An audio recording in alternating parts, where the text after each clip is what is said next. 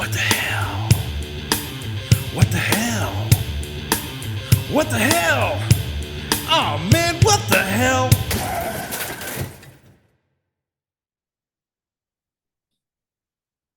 You know, I say this almost every time now, but did you miss us? It's been a minute. We're back.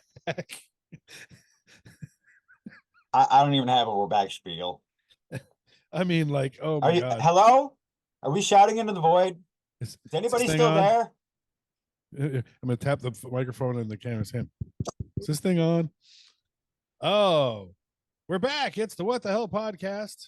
Well, 2/3 of it. Anyway, I'm Sean. I'm TJ. And we're here for your entertainment. You know, and we've used the excuse 100 times, but life has just gotten in the way. Shit happens, you know. Fully intended to record last week, but just wound up feeling got run over by a train. More about that, you'll see that from the headline or the title of the episode later, and just couldn't do it. Yeah, anyway, we'll get into that later. Thanks for watching on YouTube and downloading wherever you're downloading. Appreciate it. Like, rate, subscribe, all that shit. Push Broom of Many Books. What's been up? How you doing? What the fuck's going on? I mean, not a whole lot. Not a whole lot to report on my end. As we were talking about before we started recording, this weekend was the NFL draft up here in Detroit. Fantastic showing out for the city. So that was pretty awesome. So that's pretty much been the buzz around the state of Michigan for the last 2 weeks. You know, everybody's getting excited, and you know, they put up that Detroit sign, and it's been really cool, especially to see all the national love that we've gotten. I've absolutely loved that. So that, other than that, you know, I've just been, you know, working and, you know, doing my thing. I got to say, even being down here in Texas, you know, still being a Michigan boy at heart, I love anything that will shine Detroit in a good light. It's way overdue. Don't get me wrong. You and I both know that Detroit has earned some of its shitty reputation for many years. And I'm not saying that it didn't, Yep. but what I'm saying is I understand where the preconceived notion comes from, that it's the place like everybody go get murdered there. It's not that anymore. No, that's what Chicago. I'm trying to say. That's Chicago. Detroit is not that anymore. No. Anything that shines brightly on Detroit, I am all for.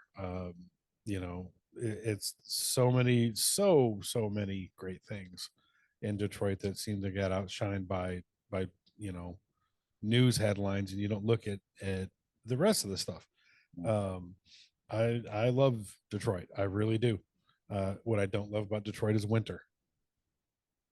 Well, how about people do? You know, one of the reasons I still live down here. But anything that shines Detroit in a positive light, you know, and you know, the Lions having the season they did, obviously our boys the Wolverines still national fucking champions, by the way. And any of that kind of stuff that'll shine that light, I'm all for it. So it was cool to watch and, you know, recognize some of the areas that I've been. I remember me and a couple of high school buddies, believe it or not, back in the day, like 8 or 9 o'clock at night on a weekend playing tag in the lobby of the Renaissance Center. It was hilarious. I'm surprised we didn't get arrested. Yeah, kind of. I really am. We had a good time with it. So yeah, that was massively cool. That was massively cool. Kind of beer glass is that? I ain't seen that one before. What you got there? It's you're probably not gonna be able to see it. It's a mason jar beer glass. Oh, that's very cool. It's just got that round. It's got that round barrel look to it more than a regular mason jar. That's cool as shit. There you go. That's cool as shit. I don't know what made me buy it. I just saw it at the store. I was like, I like that. You're coming home with me. Hell yeah.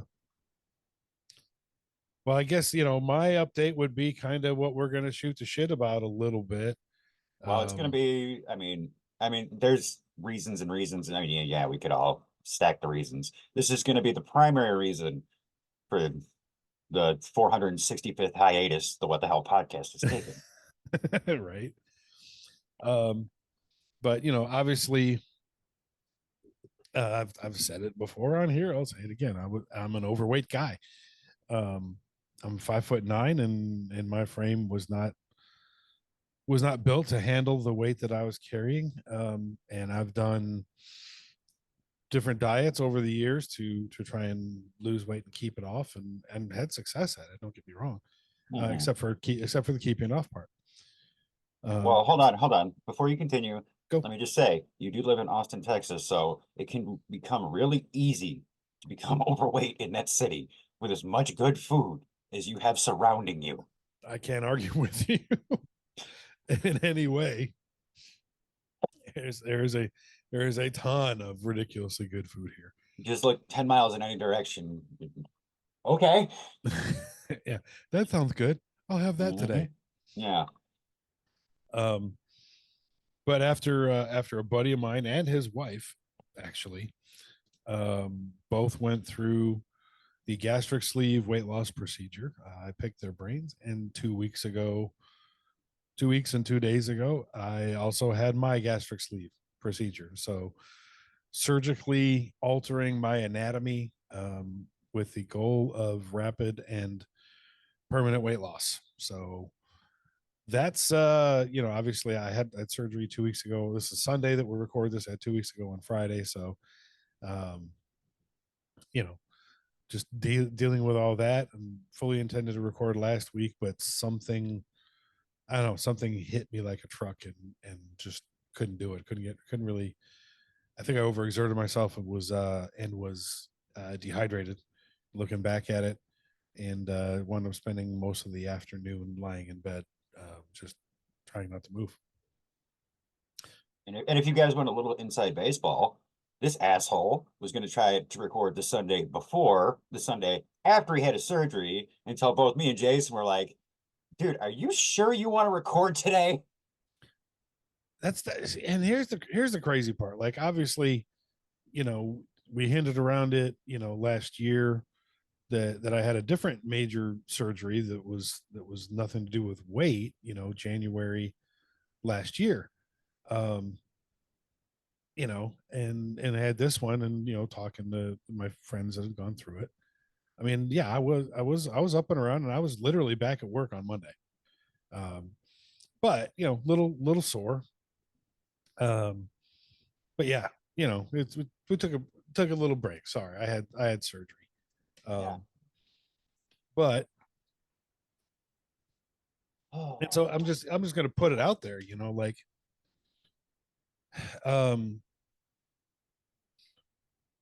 my thought process. Let's go that way, right?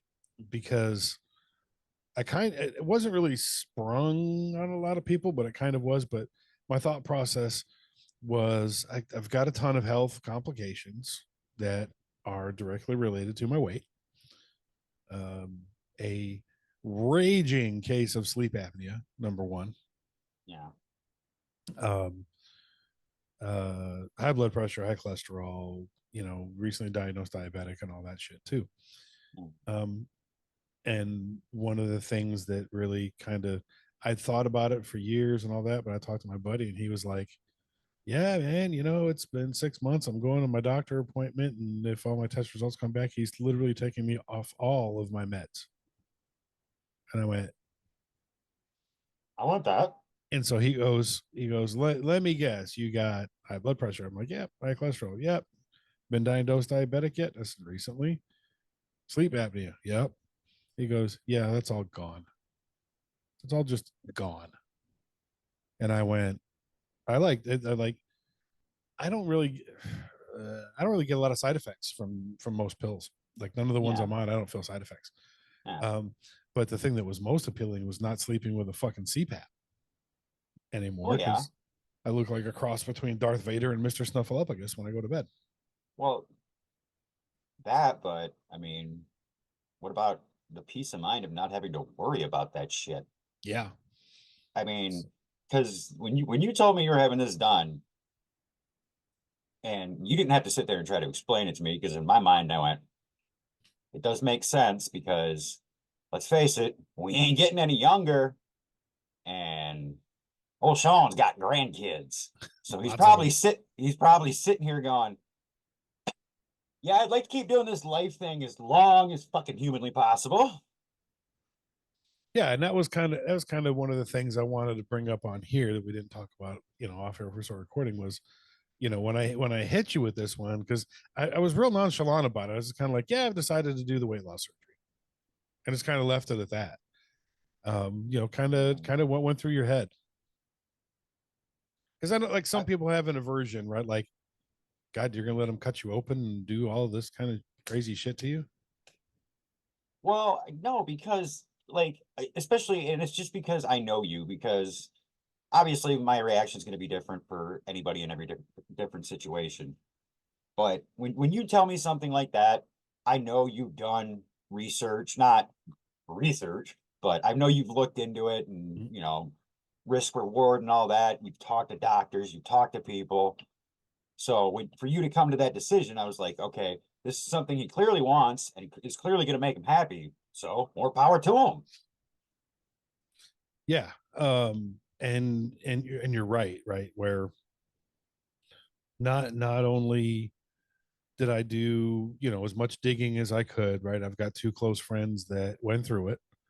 And I did it with their same doctor. Um, and so, I had the consultation with him, and I had a ton of questions, especially with me only having one kidney, and all that. And of course, my wife came as well.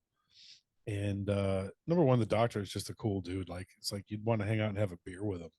It's just kind of that cool. Um, but it was here's the different procedures that can be done, right? Here's what it entails. Here's the recovery, all that kind of stuff. And then it's, you know you let me know your questions, and then we'll go from there. I'm like, okay. And just started rapid firing questions, and he answered them all. And at the end of it, he looked me dead in the face, and he's just like, look, you are the perfect candidate for this. Like, literally, this is what this procedure is for, is someone in your shoes. And he, he goes, this is kind of the same thing I did a minute ago. He goes, you got high blood pressure, you got this, you got that. I'm like, yeah, I got all those things. He goes, not anymore. Not once the weight comes off. And he goes, it's not a done deal. You gotta work. I was going to say, you got to put the effort in. And that's one of the biggest misconceptions that I'll put out there, for anyone that's watching this because they're considering it, or whatever. This is not a magic wand. It's No, not. like if you get this surgery, you're not going to still be able to house a whole pizza and weight still fall off of you. Yeah. It's the way it's described to me by both the doctor and my friends that went through it, is it's a tool, on a lifestyle change, is what it is.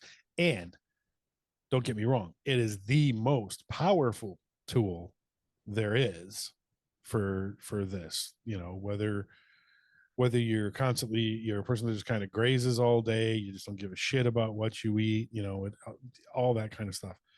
It is the most powerful tool in the arsenal. So, Yeah.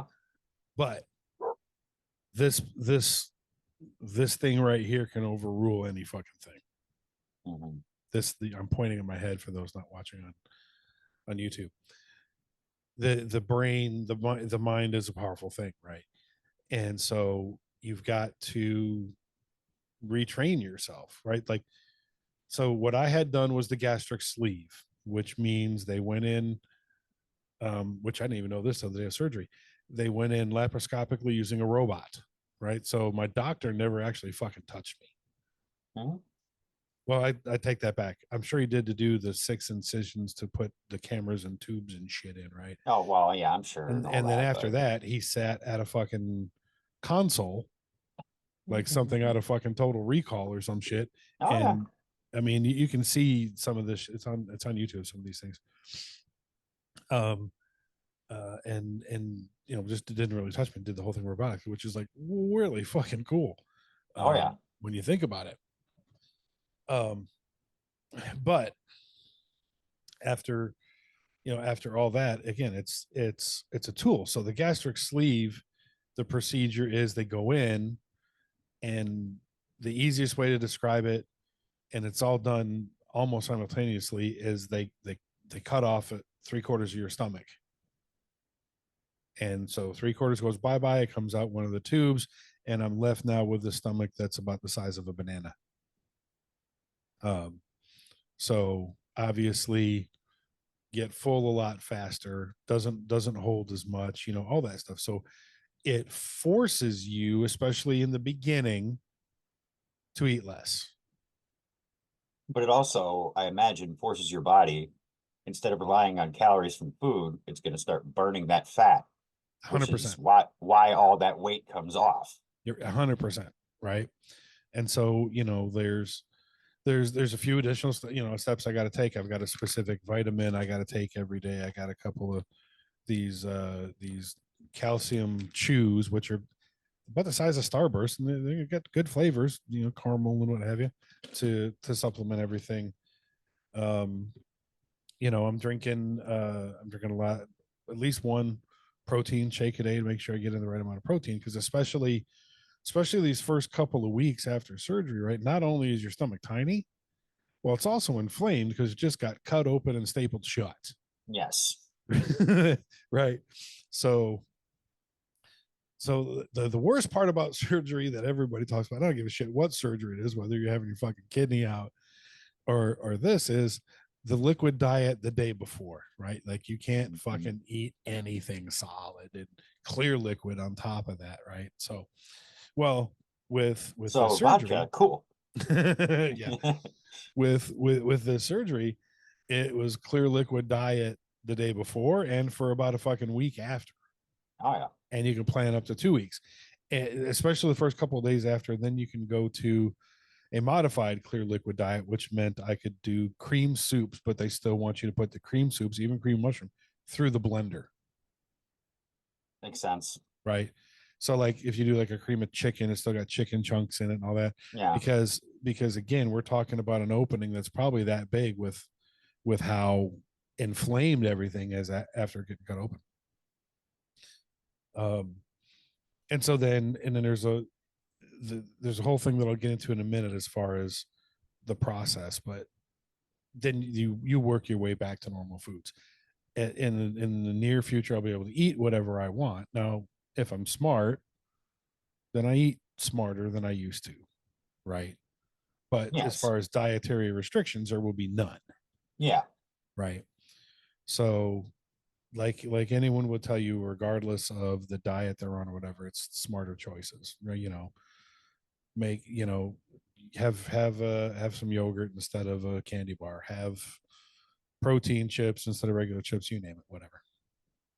But so I went to, anyway, tangent a little bit, but went to see the doctor, right? I'm the perfect candidate. Okay, great, cool. Here's a lot to think about. He recommended I do the sleeve.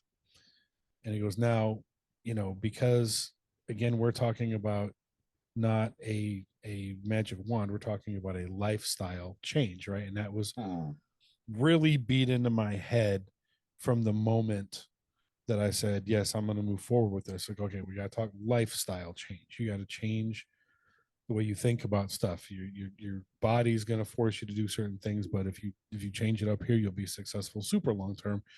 Because there are people that have had this surgery, had great success, and years down the road, it's more than possible to stretch your stomach back out, and lo and behold, I've literally seen it happen. Yeah. So lifestyle change. Anyway, so yeah, I sprang this on you guys, but then it was I had to jump through some hoops to get my insurance company, of course, to pay for it, right? Even though it's kind of elective, insurance company in most views long term would rather pay the copay or whatever, however you describe it, for the surgery than look at all this shit I'm not going to make you pay for in the future. ongoing prescriptions and doctor visits and all that shit, right? So so long term it saves insurance company money. But then depending on your plan, like mine is like, okay, you got to go through, at least 3 months of a kind of a counseling program where talk about what the lifestyle change is going to entail and what you're going to need to prepare yourself for. I had to do a psych eval.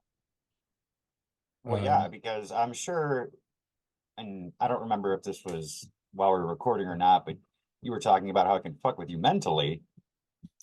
Like, Yep. yeah, you got to be in like a right state of mind. Like the depressed, anxious person probably shouldn't go through this because it's only going to mess with them even worse. Yeah. Like, and I appreciate them doing all that because it's kind of like them sitting there going, all right, listen, this is what you're getting yourself into. Are you ready? Yep. 100% agree. I'm very glad it went the route that it did because, it was consultations with a dietitian, and then I've got a bunch of paperwork over here about, okay, here it was this much leading up to, like here's what you got leading up to. Yeah. Here's what you need to do to be successful long term after the fact, right? Yeah. And that's the kicker, right? Is, hey, you're going to need, because you're going to eat so little food because your stomach is so little, you're going to need vitamins and calcium chews Yeah. in order to get the nutrition you need. Yeah. You're going to need, to pay attention to these things over here. Like, I mean, it kind of goes without saying, like, especially short term, no alcohol. Yeah. Like, yeah, I want to pour some alcohol right into the stomach that I just had sliced open and stapled shut. I cannot imagine a more intense pain in my fucking life than dropping a shot of fucking Crown down in that and then just falling over screaming in pain. Can you even imagine that? Meanwhile, your little brother's standing over you going, was it worth it? um, so, their recommendation is no alcohol for at least a year. Once you do this, I mean, it makes sense. and it makes complete sense. And then, here's the side effect, right? What they tell you that you probably don't realize unless you start doing the research for surgery is, after that, I am going to be an easy drunk. Oh yeah, 100%. Well, Because, all that fat's gonna be gone. well, not in your, so there's also something, there's two things I learned about the male stomach in the process, which I had no fucking clue of. Number one, there's an enzyme that gets produced in your stomach that tells you you're hungry. Yeah. With this procedure, Mhm. those glands are gone. Yeah. I don't produce that enzyme anymore. The other one that I did not know was that the male stomach actually produces an enzyme that slows alcohol absorption into the blood. The female stomach does not produce this, Yes. which is why, in most cases, and unless you're, I guess bottle a day drinker, in most cases, a guy gets drunk slower than a woman. Not being Well, yeah, sexist, that's just kind of the way shit works biologically. I will not produce that enzyme anymore. all I'll say is I don't know too many people that haven't been a bar that just have been talking to a chick and turn around and then 5 minutes later she is hammered drunk. And you just sit there and look at her and go, what happened? Yeah, 5 minutes. Makes sense. When I used to host karaoke, there was a friend of ours. She was 5 foot tall, and after about a glass and a half of wine, she would be blitzed, and we'd be go, "Oh my god, what the hell?" Night's just getting started, and she's completely inebriated. Yeah. So for those two reasons, I will absorb alcohol faster. It'll have much more of an effect. So I've heard many stories of people that have had this and lost the weight that will get that shit faced over one beer. Right. So yeah, no alcohol for a year. There's a few other, learnings, in there, but I'm And so I would glad. say, But hold on, before you move on, I would say when you do decide to finally have that drink, maybe make that one a home game for the first one. oh, for sure. I don't miss it. It's been a minute, obviously. Because I even didn't drink anything even at least a couple weeks before surgery. uh-huh. Don't really miss it. Not really worried about it. But I'm definitely, to your point, glad that things went the way that it did, that the insurance made me go through these hoops, um, to more realize what I was getting into. Right, lifestyle change, mental change. It's still weird, like we talked about before we hit the record button. There's still some weird shit, but we'll get in that in a minute. So yeah, um, 3 months basically, November, December, January it was not that big of a deal. It was, for me, it was 3 appointments. Um, and the psych eval was done over like a Zoom scenario. Most of the doctor's appointments were Zoom scenario. One was an hour and a half long class with all the paperwork about here's what you're going to need to do after, here's what you're going to need to do before. And then it was just a matter of getting it scheduled, um, which wasn't that big of a deal. So, um, so yeah, and in the midst of all this, my wife had stuff that was going on, so her stuff took priority. So I didn't wind up having surgery until a couple of weeks ago. So 2 weeks ago, had surgery on a Friday. Was in the hospital around 9. Was home by 5. Um, I will say this, that so I described, how they did this particular surgery robotically, right? 6 little incisions through which the cameras and tubes and all that shit went into. When I had my kidney taken out, it was what they called hand assisted laparoscopically. So I had 2 small incisions for like a camera and an instrument, but then I had one bigger incision that they put the seal on so that my urologist could get his hand in there and move around. So it's width of a hand ish, 6-7 inches, whatever. I will say this, and I will caution anyone watching this is thinking about doing it. When I woke up from the gastric sleeve, I was in a lot more pain than I was for the kidney getting taken out, which really surprised me. And I don't know if that's just because I was definitely staying the night when I got my kidney taken out, and it was better drugs or what. But I will wholeheartedly tell you that it took them a minute to get under control, and for a minute in the recovery room, between me and and I don't know what the lady next to me had going on, we were both kind of oh.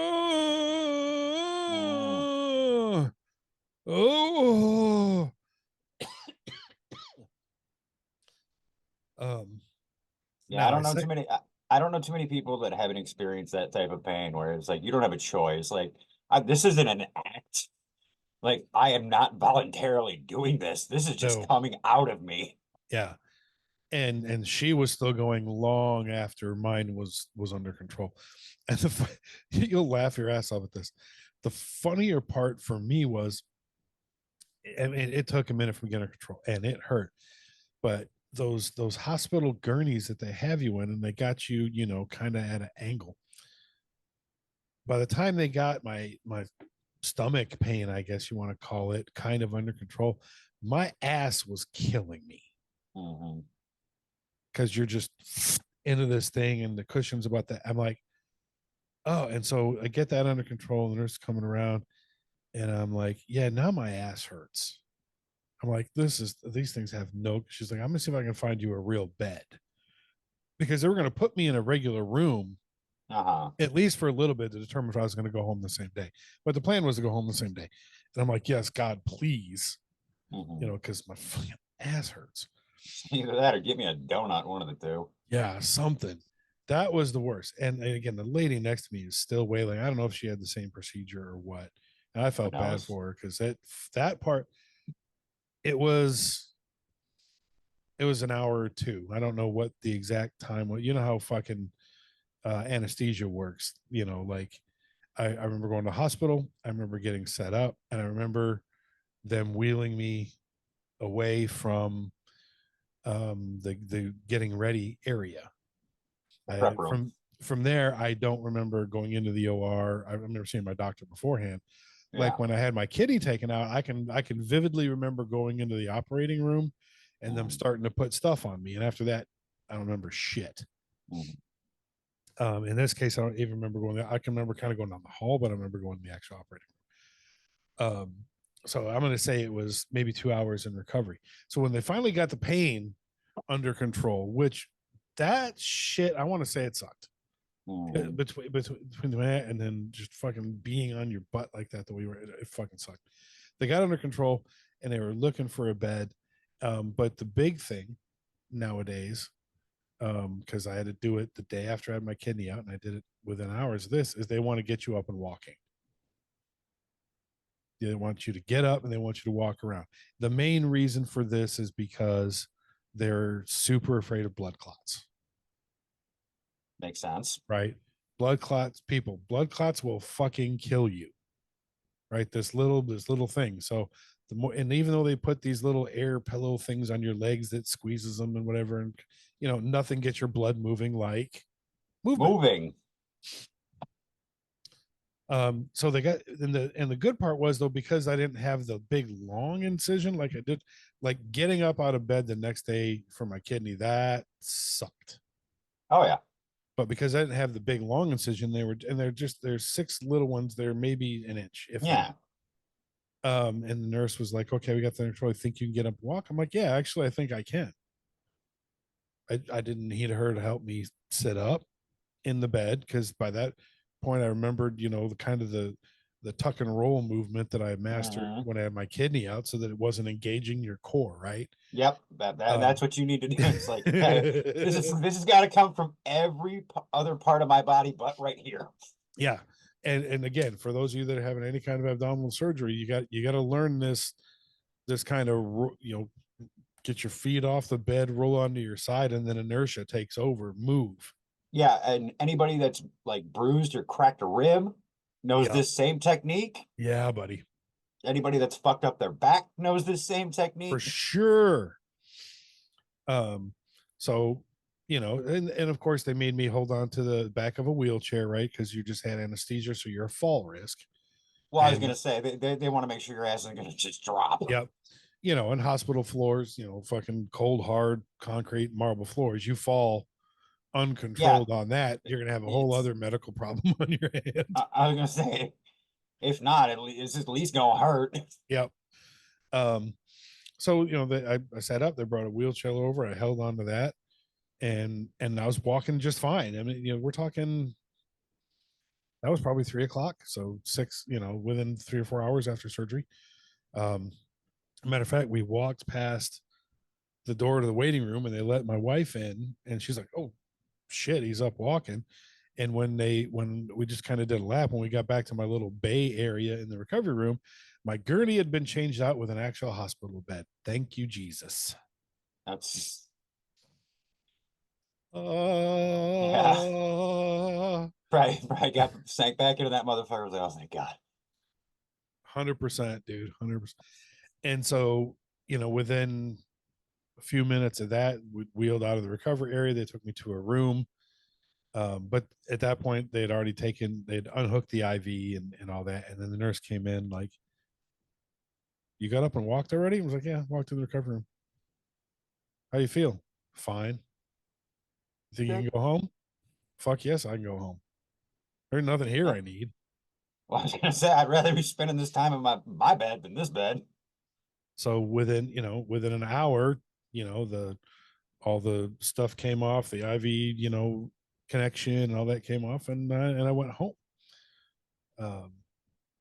So yeah, the recovery first hour pain wise blew. No argument there. But again, back at work on Monday. Mhm. But again, people, I don't bust rocks for a living. I'm not lifting heavy shit. You know, I'm a franchise consultant. I walk in and look at stuff and point out stuff, and you know, the only thing I couldn't do was get on the line and help make food. It's okay, no problem. Um so yeah, that was kind of leading up to it in the day of surgery, right? And so and I think I told you, I think I told you guys what, a couple weeks for Something like before I that. went in. Something like that. So, you know, and I know most people were outwardly like, yeah, you know, cool, you know, good luck, you know, with that, and don't realize the background work that goes into it. So, you know, if you've learned anything from the first part of the show, it's not a magic wand. There's some work to be done. Um, Let me go back to your powerful tool analogy. yep. Chainsaw is a powerful tool. You can hand me a chainsaw right now, but this chainsaw ain't gonna be a powerful tool if I don't put any gas in it. You got to put the gas in it. Yeah. Um, and I think that's kind of the biggest thing. Again, your doctor will stress lifestyle change, lifestyle change, lifestyle change. Um, and I will absolutely say that, you know, 2 weeks into this, and I'm pretty much, I was telling TJ before we started recording, I'm pretty much at the point that I can eat whatever the hell I want now, which is about a week ahead of schedule. Um, but you know, my doctor was big on, look, your body will tell you what you're ready for, because there's nothing wrong, because there's a whole list of shit. Like the first week after, like I already mentioned, is liquids, right? First 2 days is clear liquid. So you can have sugar-free jello, you can have sugar-free popsicles, you can have beef broth, chicken broth. And after about the third day, they want you to go to modified liquids, which means I could have like a cream soup, cream of mushroom, cream potato, something like that. Yeah. They still want it through the blender, because again, we're talking about a whole that's probably not even that big. Protein shakes, that kind of thing. And then at some point, I started craving, like, this just isn't doing it for me. I want something with substance. And so the next step in that would be to go to pureed foods, because right, we're still talking about, you're still healing just on the skin, but imagine what's going on with your fucking stomach, right? So there's this cool fucking tool that they do, because I'm not the guy that gets grossed out by watching like surgical videos, so I've seen like actual procedures on YouTube. I am. Don't go searching for this. No, I will never. But there, I mean, again, because it's done robotically, there's a camera in there, so plenty of them are recorded. But you know, there's this thing that basically goes like this, right?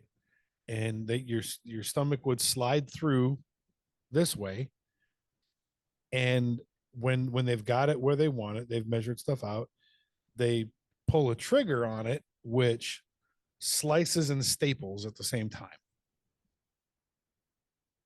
Um,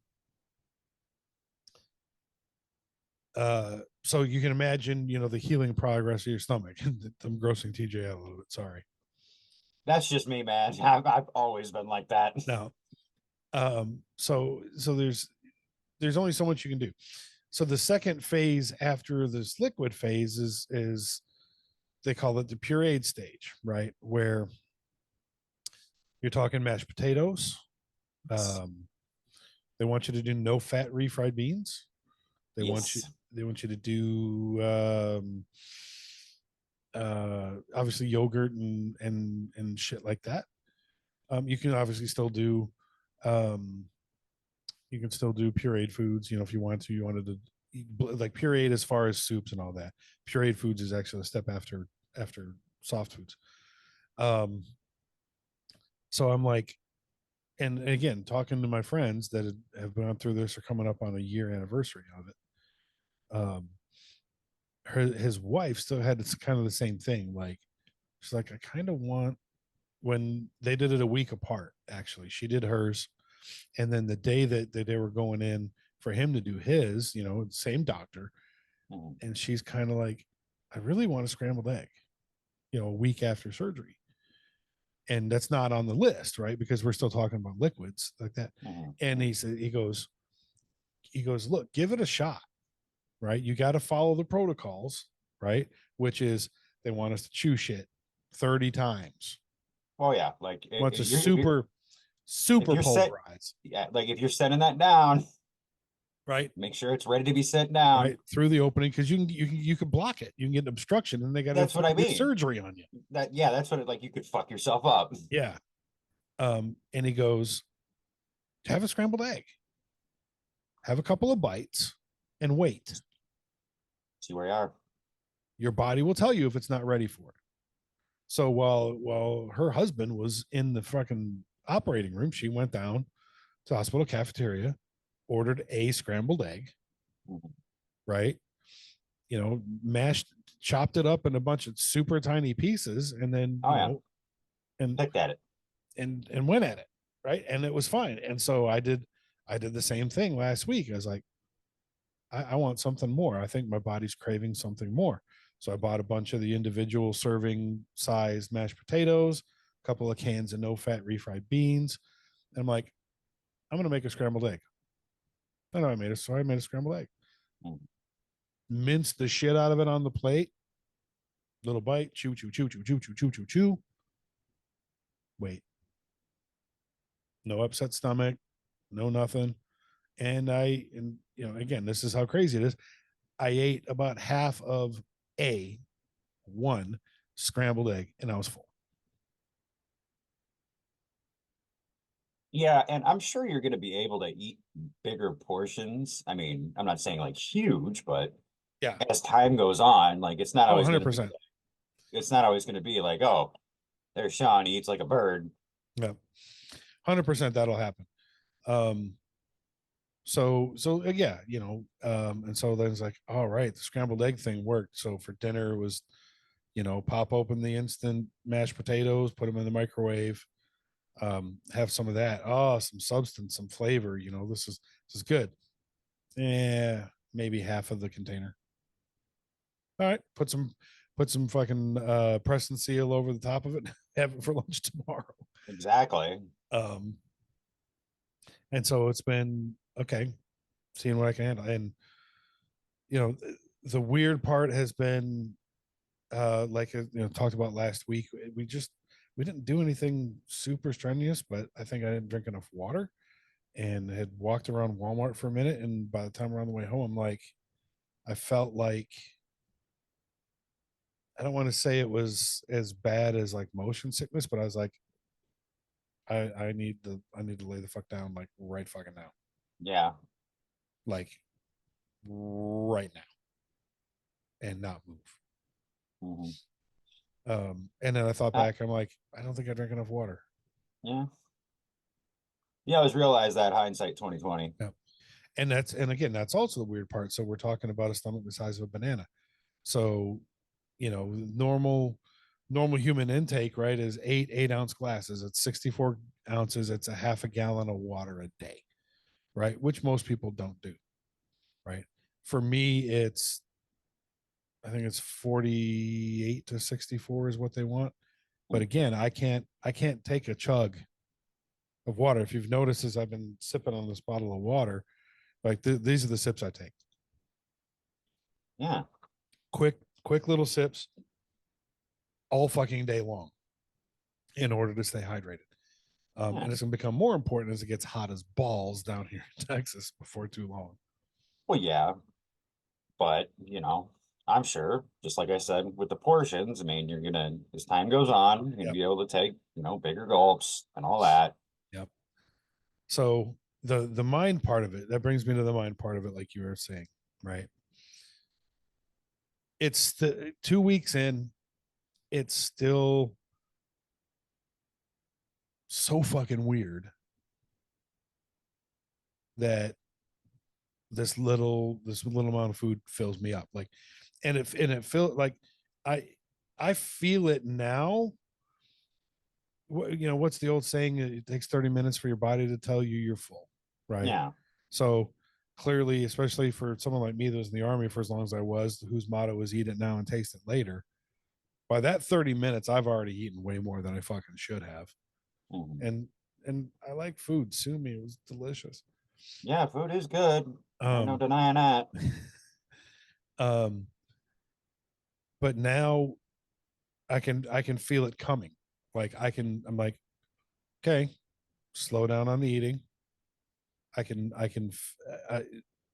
You definitely feel it differently in your chest, in your stomach, right?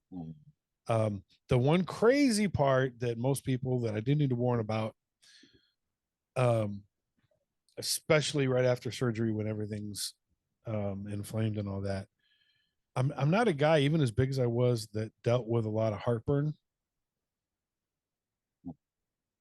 Yeah, you're gonna deal with heartburn because I deal with heartburn, so like this random as everything's healing and the body's figuring shit out, I would get these random, like more intense, super insane. They're fleeting, but super insane flashes of heartburn that felt like it was coming up and then under my moobs. It's like, I'm like, oh my God. And then it would be gone, within a minute. But it's like, holy shit. Especially for that first week, right? That's what you fucking people are going through. Yeah. And they gave you they gave me a prescription strength antacid that's like, you will fucking take this for at least the first week. Like, okay. And thank God. And again, thank God they're genius about this, because you got this small stomach now, but the pills were tiny. They're little tiny capsules. I'm like, thank God I'm gonna fucking swallow a fucking horse pill. Well, I'm pretty sure at this point, this thing has been around long enough to where they kind of pretty much have it perfected. So that was the part. It's like, that was randomly weird. So you have not eaten anything or anything like that, and you're just like, oh, and then it'll go away. For me, that's pretty much gone now. It still happens very rarely, every now and then. But that's definitely a side effect that you need to be aware of as you think about if you're doing this. Because it's fairly intense. But yeah, and then at some point here, I'm pretty much back to the point where I probably can eat whatever I want. I still take it easy. I'm still going to get into the smarter choices thing, because I've invested this much time, pain, and money into doing this, and it's working. Okay. It's like I see it in my face. Like I can see the weight loss in my face. I can't see it anywhere else yet. I can feel it in some of my clothes, but the only place I can see it is my head is. I can definitely tell my head's narrower. Right.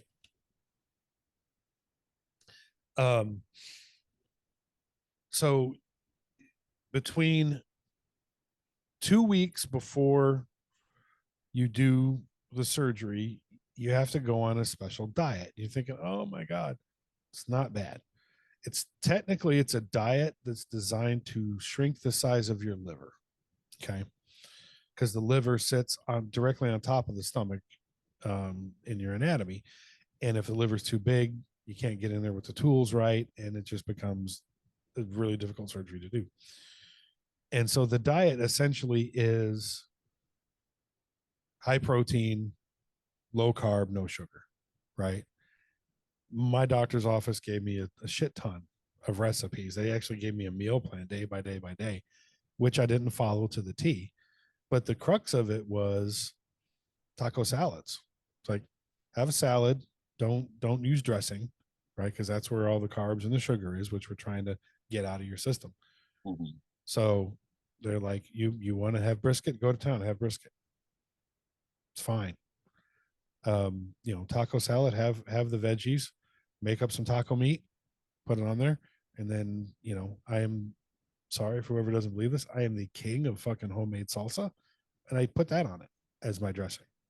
I ate I was taco gonna salads. say, I was gonna say salsa, dude. No, Yeah. because I was sitting there thinking, I was like, what dressing would I put on uh taco salad? You I was can't go like, wait, wrong with Chewy's creamy jalapeno first, but well, yeah, well, that's different. yeah, I'm not. I'm in Michigan. I'm not getting a fucking taco salad at Chewy's, okay? true. But then I So, was like, well, no, I was just like, wait, that'd be hot sauce or salsa. The yeah, hell's he talking about? exactly.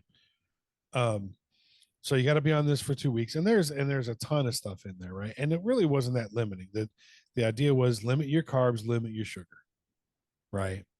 So plenty, whatever veggies you wanted, plenty of protein. So again, brisket and meat and all that was fine.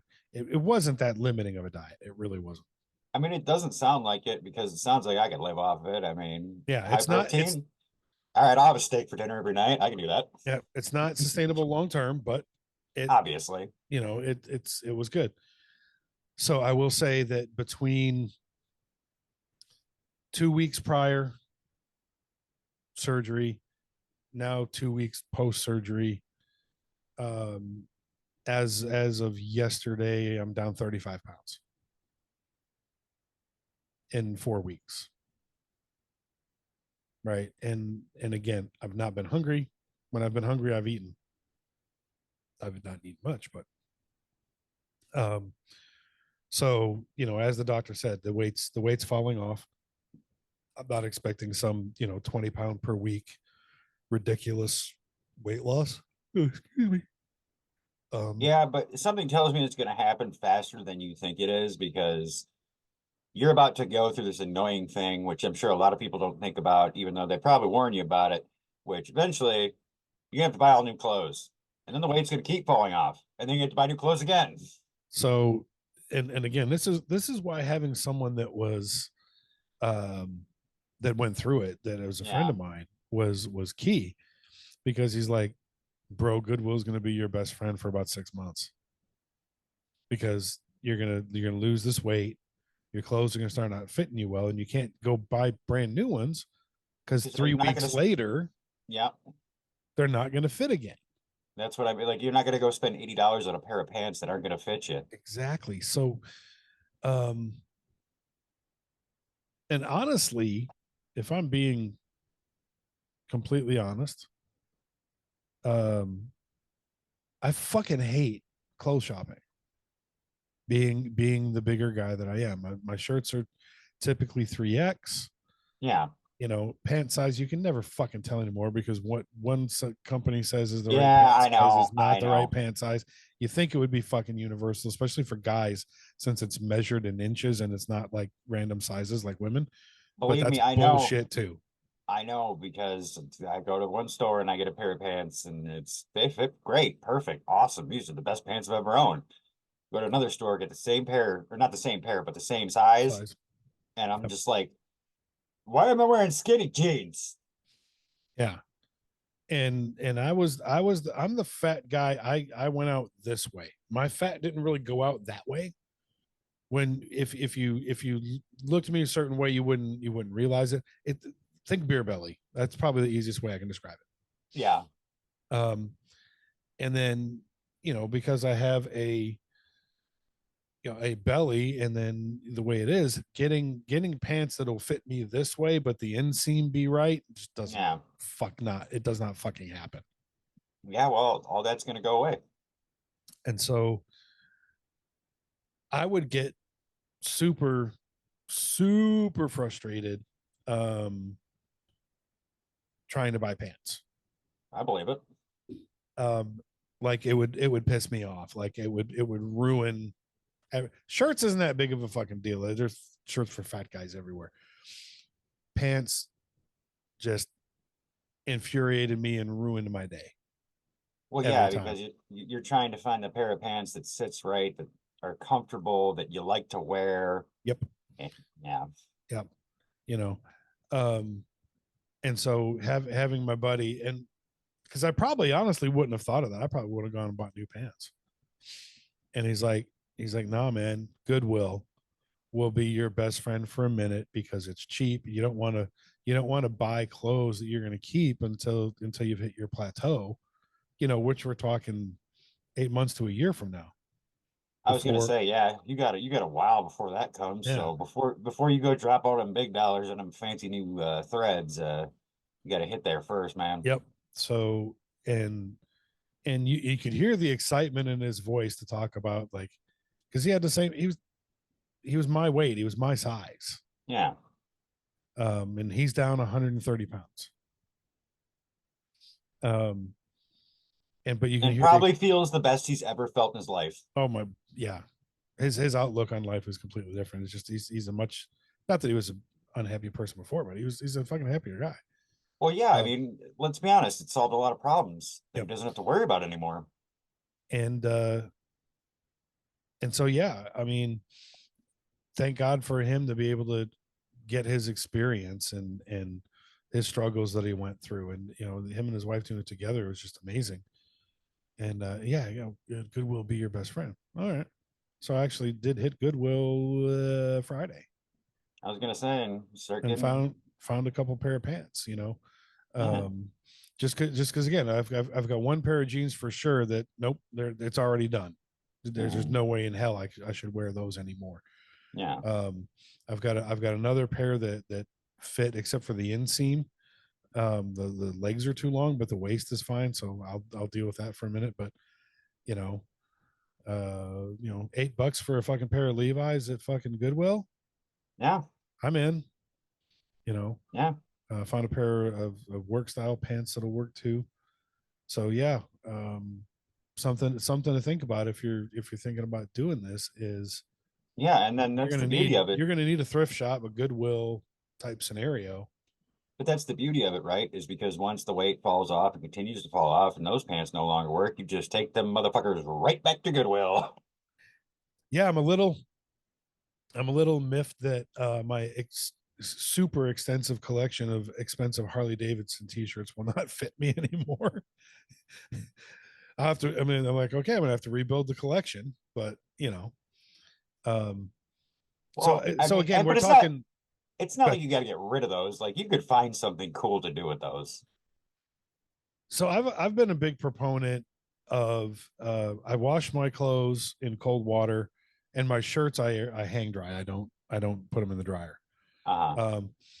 Because again, a fear of that they'll shrink. Well, now I don't give a fuck if they shrink. Let them shrink a little bit. I was gonna say it's not that big a deal. Yep. So start doing that. I'll make them last as long as I can, and then at some point I'll refresh them. But again, that's something. If you're listening to this and you're thinking about it, and you've made it this far into it, that's a financial consideration. You gotta put into play. Oh, Um, I mean, yeah, it's your fucking wardrobe, dude. You're yeah, not gonna have any clothes. you're gonna have to completely at some point. You're after about a year, all your shit's gonna be new, all of it. Oh yeah. Oh yeah. So keep that in mind.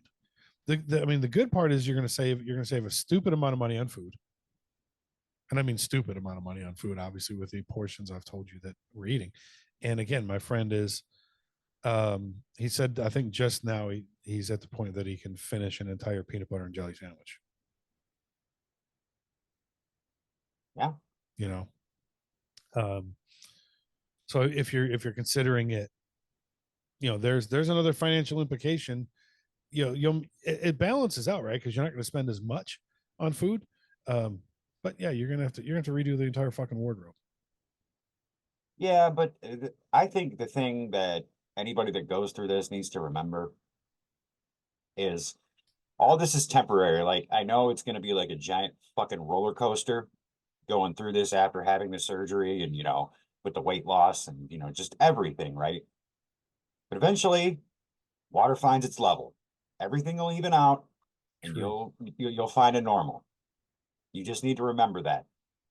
It's highly accurate. I mean, he couldn't have said it any better because along with all this stuff, again, the mind, that's the one thing that I would leave this on is there's a mental piece to this.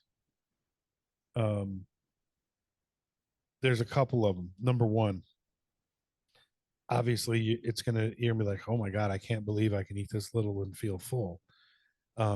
So some of your old habits, like if you're a grazer type of Mm, eater, you're not doing that no more. and I was definitely a grazer, like, sit there for a little while, commercial come on, like, oh, I think I'm hungry, go grab a snack, right? Yeah. Not gonna happen. No. Mm-mm. But you've got to defeat that in your mind, right? Because don't get me wrong, there are times I legit feel hungry, Mm-hmm. right? And it's also weird that sometimes when I feel it's weird that the feeling of feeling full after eating feels very similar to being starving. Like you feel like you haven't eaten. It's oddly similar for me in my Well, experience.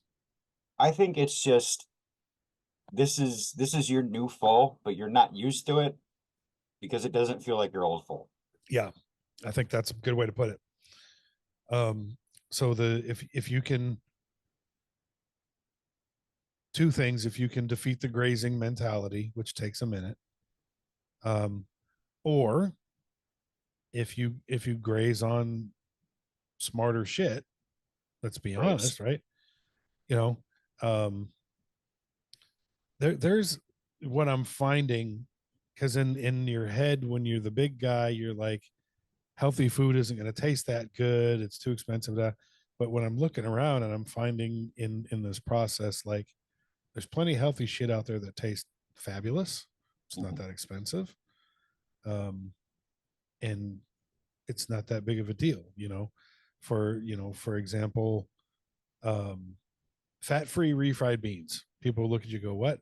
I don't taste any fucking difference at all. Well, there's also that stigma though, like just because something is healthy does not mean it's vegan and organic free or Oh, organic or whatever the fuck 100%. and Yeah. gluten free and all that bullshit.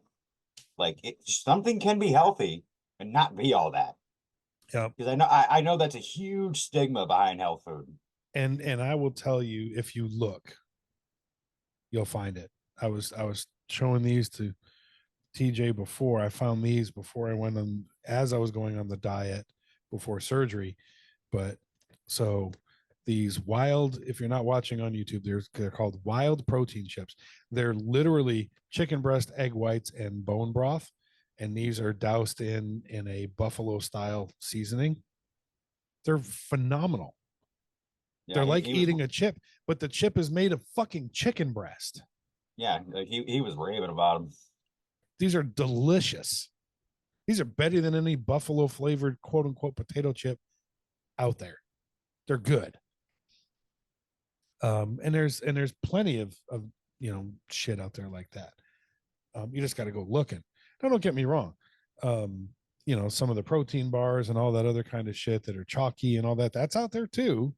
Oh, 100%. You know, but and I don't feel like I'm missing on anything. Like, all the protein shakes that are out there, vanilla, chocolate, shit. I just bought another batch of protein shakes. I've got cake batter Oh flavored God, yeah, yeah. protein There, shake, especially Bana- nowadays, there's all bananas kinds of flavors. bananas and cream, caramel, Yeah. cinnamon roll. I mean, you're not in the and I'll be the fucking cake batter one's delicious, super tasty. Um, but if you can make a couple choices like that and then defeat the grazer mentality, right? Or if you graze, again, do something. You know what? And here's the crazy part. And as someone that is a fanatic for them, pickles are great. Pickles are fucking awesome. They are super low calorie. The worst thing about pickles is the sodium.